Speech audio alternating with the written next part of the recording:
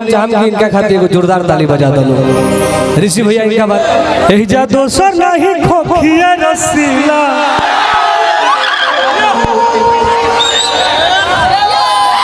टुनटुनवा के नामे बाटे छपरा जिला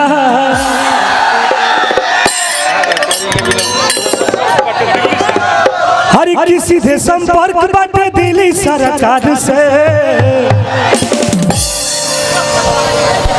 करीला बिलोंग रानी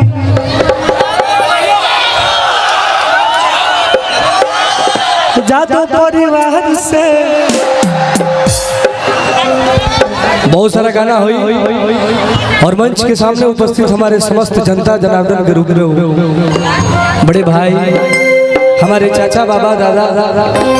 मंच पर उपस्थित हमारे सभी सुपरस्टार कलाकारों को साथ ही हमारे गोलुआ भैया के समस्त टीम के दिल से प्रणाम बा शिवानी मैम के पूरे टीम के भी दिल से प्रणाम बा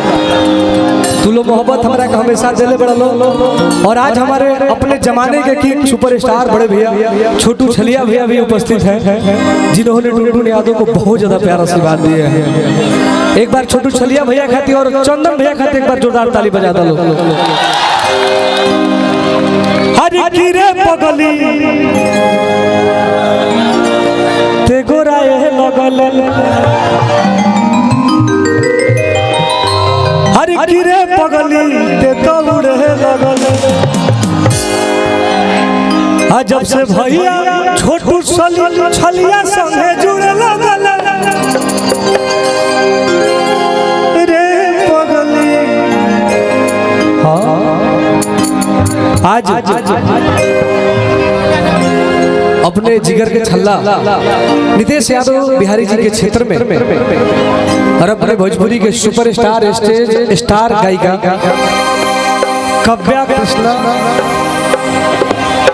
कव्या यादव जी के माध्यम से मंच में हमारी वाली बहुत अच्छा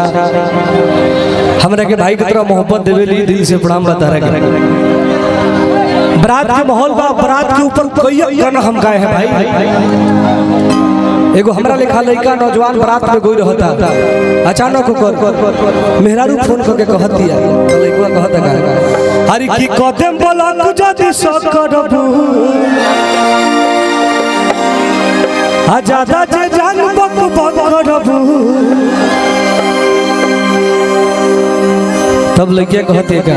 अरे की लागल बड़ू ए दिलवा देखो नीरिलवा बनावत ओही रतिया में मेरी आवाज सुन रही हो ना बोलू भैया अरे की लागल बड़ू ए दिलवा देखो नीरिलवा बनावत ओही रतिया में अरे की ओही रतिया तरहल लाइकी पटावत करतिया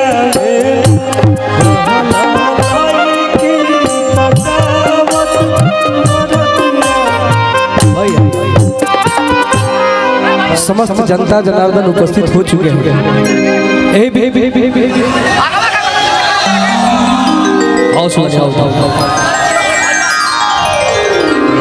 सभी लोग के दिल से प्रणाम आज और साउंड पर से भैया आप कर जाइए ठीक है। आज मुझे नौजवानों ने इतना मोहब्बत दिया कि नौजवान के प्रेम देख के हमारा दिल गदगद हो चला लव यू रे भाई 2020 में हम नौजवान भाई खाती एगो भक्ति गाना गईनी अरे किया रो मिल भर हम जनुआ करे अरजी हो देह पे चढ़ा दो देवी मैया। देखिए मैं हर जगह इसलिए घूम रहा हूँ कि सबके नजदीक में आऊँ इसके मतलब आप लोग हुड़दौड़ मत करिए हाला मत करिए ठीक है ना एंजॉय करिए अपना स्टार को भीड़ से देखिए ठीक है ना और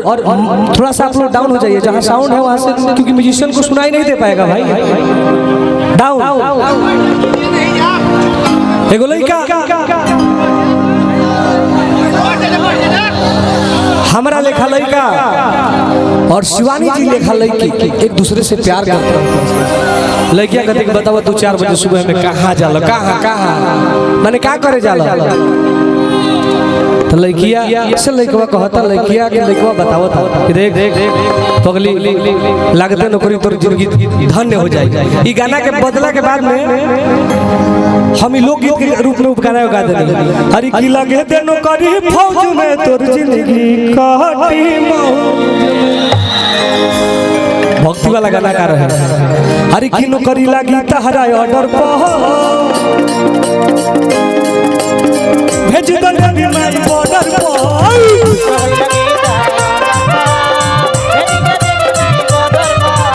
नौकरी लगी तहरा ऑर्डर पर भेज दे माई बॉर्डर पर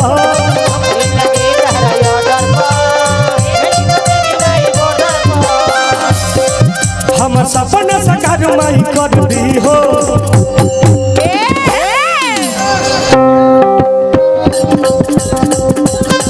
हम सपना साकार माई कर दी हो।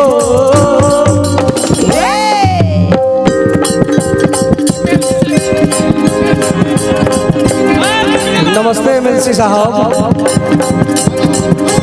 आदमी लभर हो भाई, साउंड वाले भाई इसका एनर्जी तो बोलू भैया बोलू भैया। हरी की आदमी लभर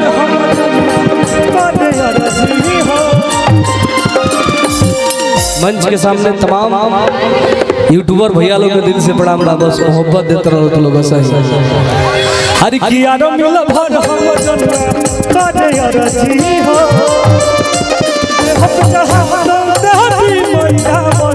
हो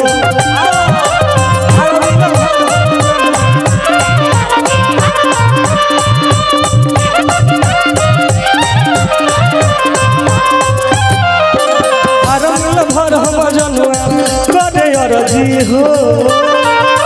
देह पे चढ़ा तो बेबी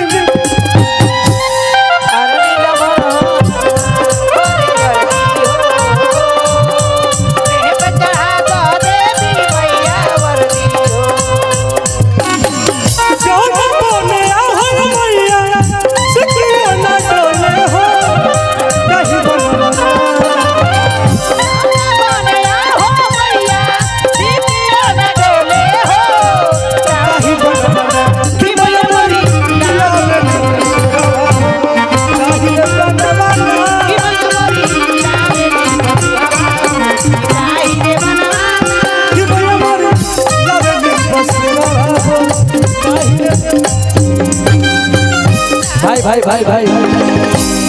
देखिए हमारे गार्जियन